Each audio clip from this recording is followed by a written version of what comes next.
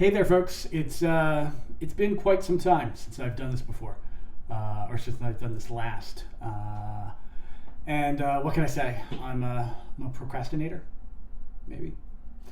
But I've been wanting to do this one for a while. Basically, I want to do something. I originally actually wanted to film this at 30th Street Station, train station here in Philly, which I tried to do one night, and I just found that the acoustics were just pretty horrible for that.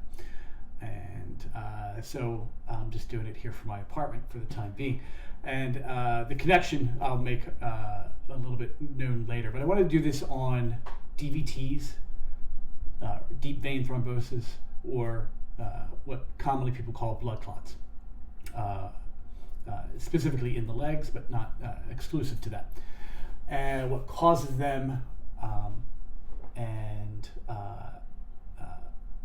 and such.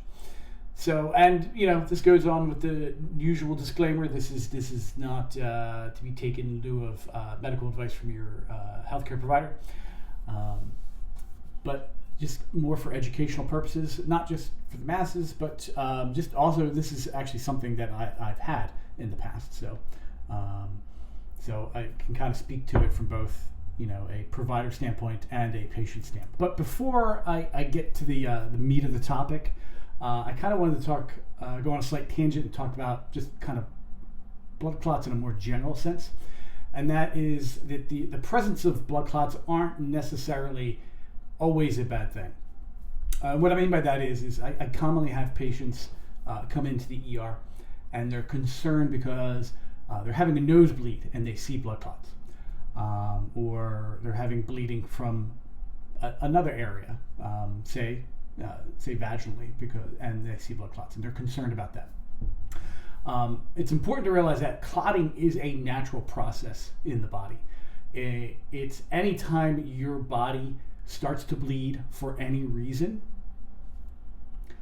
it automatically tries to start clotting so you don't bleed to death. And this is in place so you don't bleed to death from simple things like a nosebleed, like your first menstrual cycle, like a simple cut.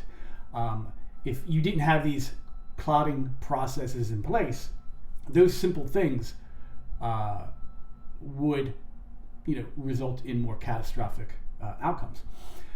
So again, clotting in and of itself isn't necessarily a bad thing.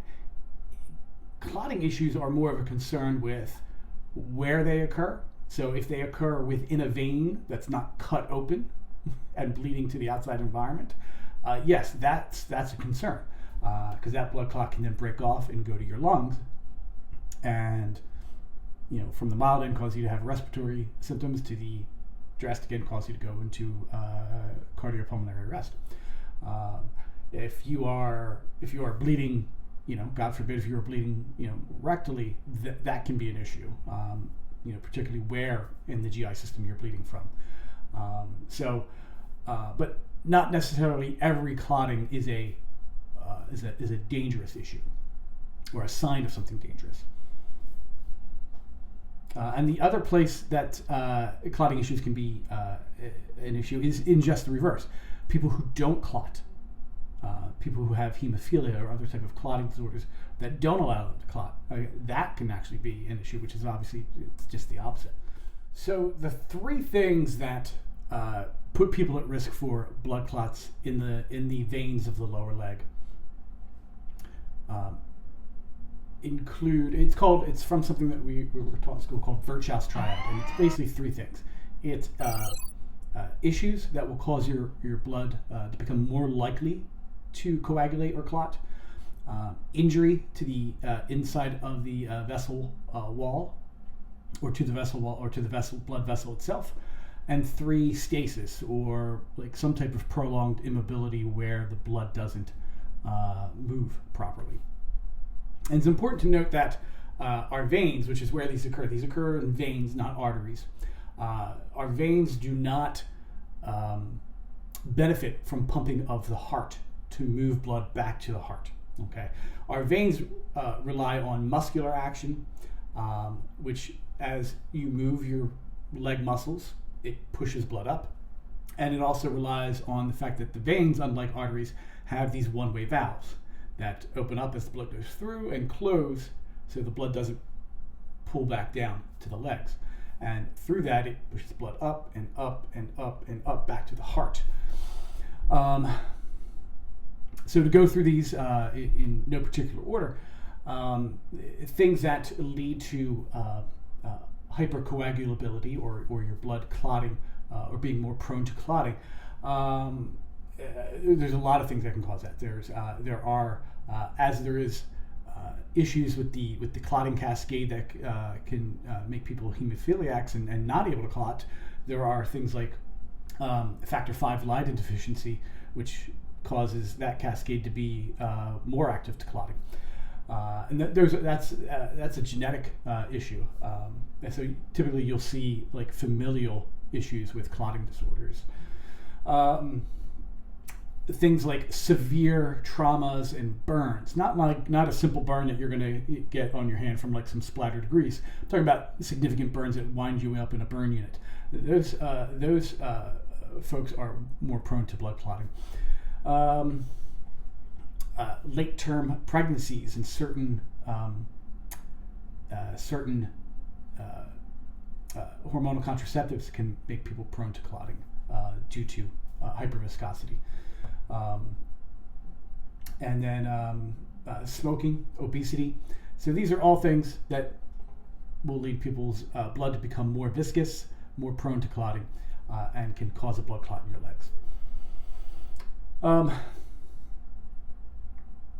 The second thing is injury to the vessel wall or to the vessel itself, and basically this is some type of direct trauma to the earring, to the area. Pardon me. This can be any type of procedure that pierces the vessel wall. Now, typically, simple IVs aren't going to do that because they're in a very superficial vein. Okay, but if you have a deeper indwelling IV, which some people need for certain conditions, that can predispose you to it. So some certain types of mechanical implants, medical implants, I should say, again, if they pierce the vessel wall, can cause problems with clotting. These can cause local inflammation. This can cause local infections, all of which can initiate an abnormal clotting cascade and cause that clot to form. And then the third is stasis, and this is prolonged immobility. And the two things that we worry about, in the hospital is people who have had recent surgery to the lower extremity, to the hip, to the knee, where they're laid up for a period of time and can't get up and walk around for a period of time. Now, typically, those patients are going to be on some type of prophylactic anticoagulant to reduce that risk, but the risk is still there. And then the other major things is basically prolonged immobility of our own. Now, we commonly ask patients when this diagnosis is swirling around in our head, if they've been on any long car ride, plane ride, or train ride. And particularly for me, I actually mentioned earlier that I had a blood clot in my left lower calf, and that was after a long train ride. I had an 11-hour train ride to Montreal. Like a dope, I didn't get up and move around. I just kind of like, oh, I'm just gonna nap this ride, and I didn't do a lot of moving around. And about a week after that, I noticed I had a little pain and just odd feeling in my left calf. And sure enough, I had a small blood clot in one of the deep veins there, and I had to be on anticoagulants for about 3 months. And then it was gone. So that that was something that I literally did to myself, and this can be in other ways. I mean, we talked about obesity earlier, making people more prone to like hypercoagulable states. The other thing that kind of goes hand in hand with that is decreased mobility. Some people who are obese also don't get up and move around a lot. So you kind of have like 2 out of the 3 risk factors there from the triad. I do want to do just a very brief kind of like sidebar here on DVTs and the COVID vaccine, because I know a lot of people are still very leery of that, and understandably so. I'm not, I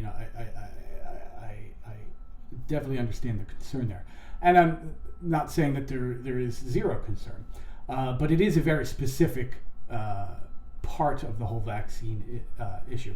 So when it comes to DVTs and vaccines, there's really only 2 that are concerned about, and those are the ones by AstraZeneca and Johnson & Johnson. Their vaccines were done more classically. They're not the mRNA vaccines. They are the vaccines that are done very similarly to how the flu vaccine is done. They use an inactivated form of a similar virus to the coronavirus to generate the immune response, which is, again, how the flu and a lot of other older vaccines are done. And in those 2 vaccines, there was a slight increase. There was a slight increase in the risk of DVTs and vein thrombosis in other areas compared to the baseline rates. Meaning, in comparison to the baseline rates, meaning the people who would still develop these things without the vaccine at all.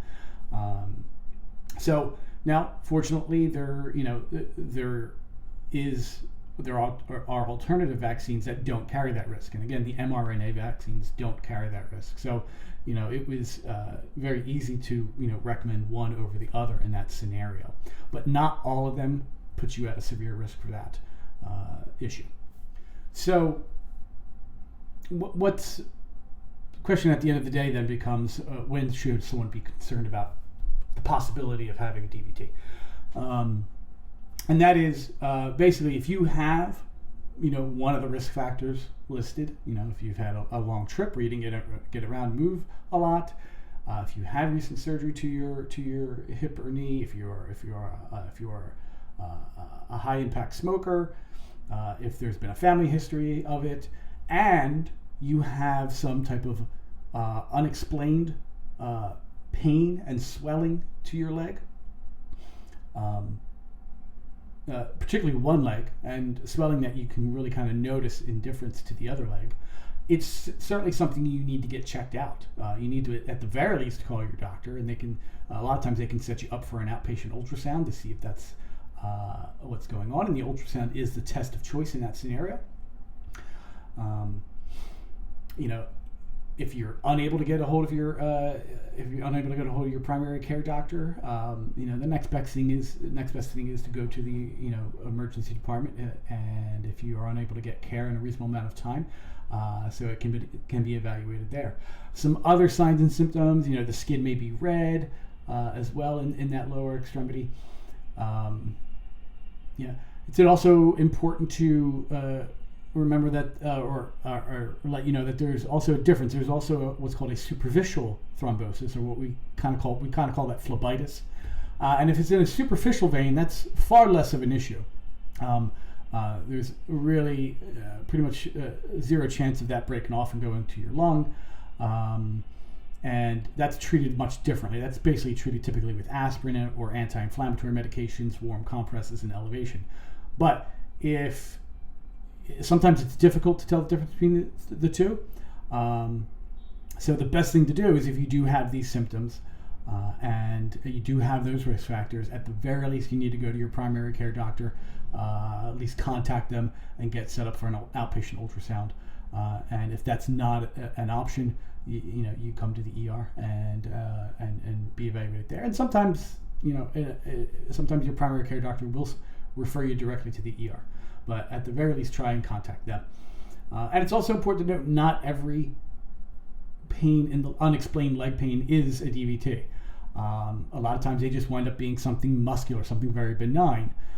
So if you do go and you get the ultrasound and everything comes back as okay, that's good, and you don't necessarily have to be searching for something more serious.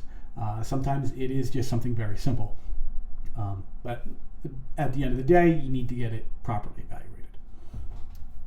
And just on another level, perhaps more importantly, if you're getting those signs and symptoms, if you're having leg pain and swelling, and you have risk factors, but you're also feeling a little short of breath, you're feeling like your heart's racing, you're having chest pains, then in that scenario, do not pass go, do not collect $200. I would, in that scenario, just go directly to the ER, because that could indicate that maybe you have a blood clot that's traveled to the lung, and now maybe you have that blood clot in your lung, pulmonary embolism, which is a more serious level of this.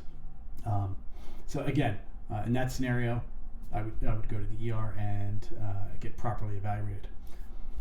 So to kind of summarize everything here, not all leg pain, unexplained leg pain is going to be due to a DVT, but if you have any of these risk factors that I've gone over, if the leg is not just painful but is swollen, maybe a little bit red, you need to at the very least call or see your PCP, your primary care provider, and likely have an ultrasound done of that leg.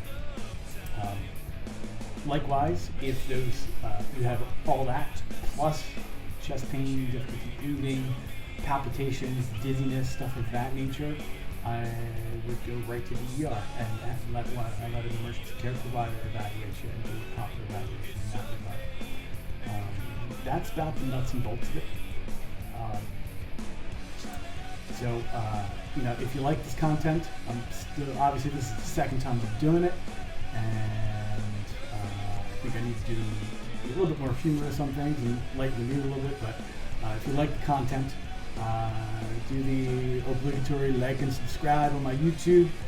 And the underlying song that's been playing during this final section is Blood Like Cream by Red Fang. They are a fantastic group. They're funny. They write great songs. They have hilarious videos. I definitely check them out. And rock on. Stay safe. Stay healthy.